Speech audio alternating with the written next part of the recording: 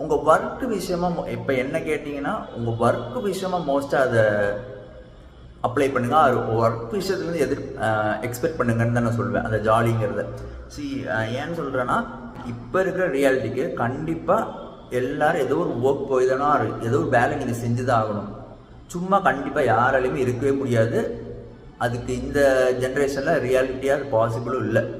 So உங்களோட app அந்த சொல்கிற இந்த ஜாலி, இந்த app, good feel, positivity, happiness எல்லாமே அந்த ஒர்க்லேருந்து அதிகமாக கிடைக்கிற மாதிரி பார்த்துக்குங்க. எப்படி சொல்கிறேன்னா ரொம்ப சிம்பிளாக எல்லாருக்கும் புரிகிற மாதிரி சொல்கிறேன்னா, இப்போ நீங்கள் ஸ்கூலில் நினச்சிருந்தீங்களா லீவ் விட்டா ஜாலி, கேம்ஸ் பீரியட் போனால் ஜாலி, இந்த மாதிரி நினச்சிட்டு இருந்தீங்க இல்லையா?